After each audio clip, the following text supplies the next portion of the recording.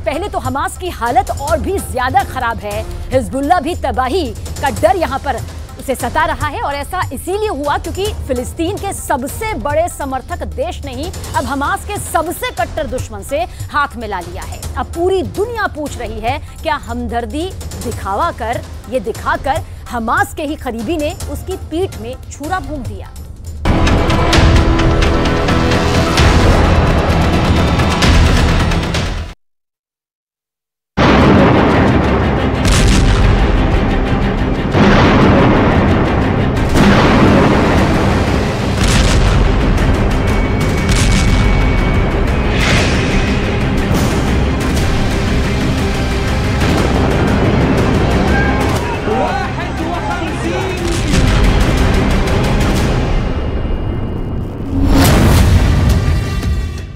Israel ने कह दिया है कि हमास का खात्मा तय है।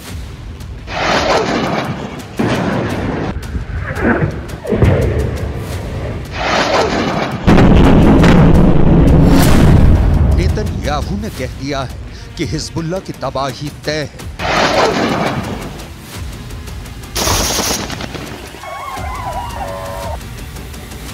अमेरिका और इजराइल दोनों कह रहे हैं कि हूथी भी मारा जाएगा।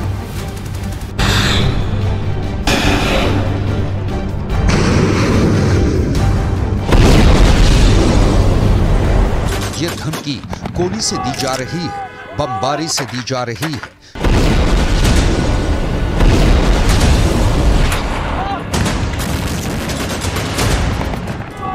मिसाइल के हमलों से दी जा रही है, लेकिन हमास को खत्म करने की सबसे बड़ी सुपारी तो उसके सबसे बड़े हिमायती ने ही दी है।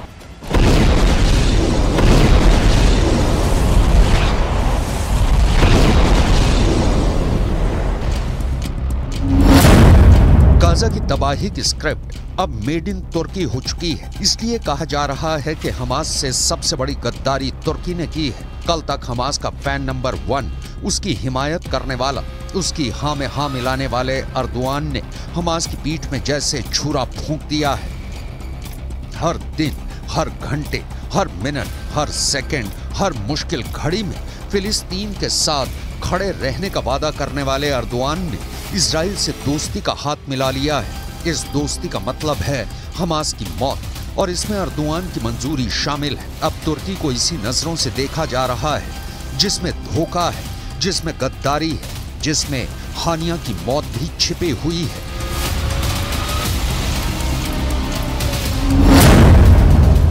गाजा में बमबारी शुरू होने के बाद से तुर्की और इजराइल के बीच व्यापार 34.8% तक बढ़ गया है। इजराइल को तुर्की का निर्यात नवंबर में $319.5 मिलियन से बढ़कर दिसंबर में $430.6 मिलियन हो गया।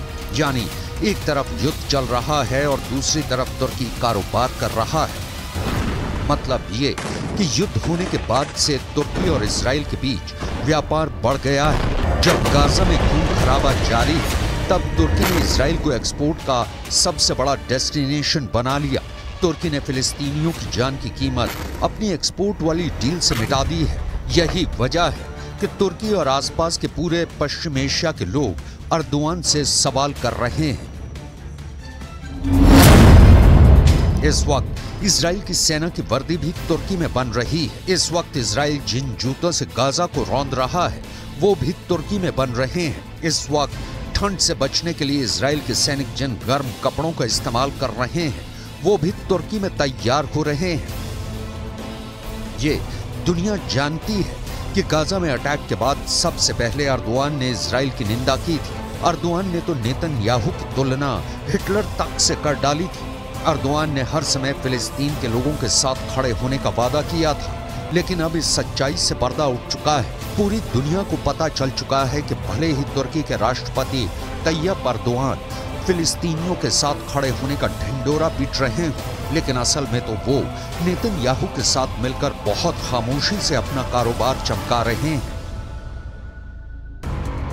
गाजा हर दिन मर रहा है। वहां के लोगों को युद्ध की बहुत बड़ी कीमत चुकानी पड़ रही है। हर बढ़ते दिन के साथ गाजा में इजराइल की फोर्स का ऑपरेशन तेज होता जा रहा है, तो दूसरी तरफ हमास के हिमायतियों की भी खैर नहीं है। लाल सागर में कोहराम मचाने वाले हुथी विद्रोही अब अमेरिका और ब्रिटेन के टारगेट पर आ चुके हैं। ब्रिटेन की नौसेना के डिस्ट्रॉयर डायमंड ने हुथी के 21 ड्रोन और मिसाइल को मार गिराया है। डायमंड के हमले से हुथी विद्रोहियों को बहुत बड़ा झटका लगा है।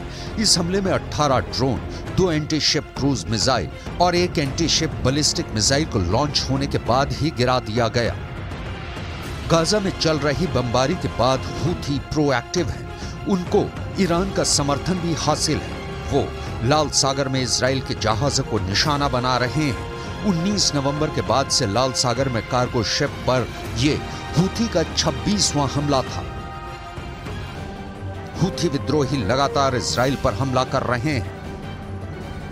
क्रूज मिसाइल भी फायर कर रहे हैं। बैलिस्टिक मिसाइल से भी इजराइल के दक्षिणी इलाके पर अटैक कर रहे हैं। साथ में इजराइल और अमेरिका को लगातार धमकियां दे रहे हैं। हुथी विद्रोहियों के टारगेट 2 हैं। पहला है इजराइल और दूसरा है अमेरिका। हुथी विद्रोहियों ने इजराइल के शिप को टारगेट करना शुरू कर दिया है। वो अमेरिका को भी अपना दुश्मन नंबर 2 मानता है।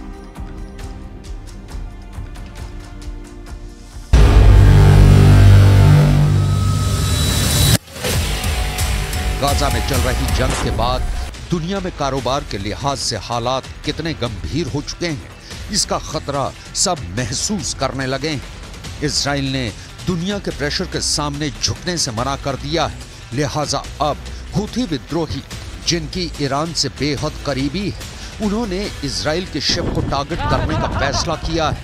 वो जानते हैं कि उनके करीब से गुजरती शिपिंग लेन दुनिया की लाइफलाइन है और यहां पर हमला करने का मतलब इजराइल के गले पर हमला करने जैसा है। من الملاحة في البحرين العربي والأحمر حتى وقف العدوان ورفع الحصار عن إخواننا الصامدين في قطاع غزة. إن القوات المسلحة اليمنية تؤكد حرصها الكامل على استمرار حركة الملاحة في البحرين الأحمر والعربي إلى كافة الوجهات عدا موانئ فلسطين المحتلة. आखिर समंदर में ऐसा उबाल क्यों आ रहा है?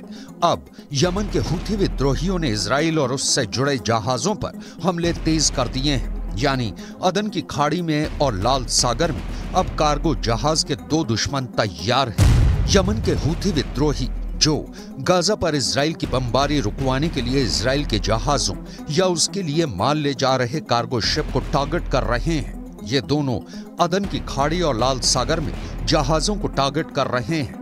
यहीं से एशिया की तरफ से यूरोप को रास्ता जाता है। दुनिया की सबसे अहम शिपिंग लेन मिस्र की सुएज कैनाल से गुजरती है। अगर इस शिपिंग लेन की तरफ लाल सागर से होता हुआ जा रहा रास्ता ब्लॉक हो जाता है तो ये रास्ता 6000 किलोमीटर लंबा हो जाएगा, क्योंकि तब समुद्री जहाजों को अफ्रीका का चक्कर लगाकर यूरोप पहुंचना होगा। अगर इजराइल जाना है तो रास्ता 10,000 किलोमीटर तक ज्यादा हो जाएगा। 3 से 5 दिन का सफर और लंबा हो जाएगा। ज्यादा फासला यानी ज्यादा लागत, ज्यादा वक्त और कारोबार, पूरी तरह चौपट। यही है यमन के हुथी विद्रोहियों का टारगेट, क्योंकि वो गाजा में बमबारी का बदला इजराइल के जहाजों को बनाकर करना चाहते हैं और ऐसा उन्होंने करना भी शुरू कर दिया है।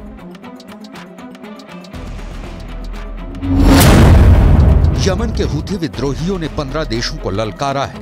यानी हुथी विद्रोहियों ने 15 देशों से युद्ध लड़ने की तैयारी कर ली है।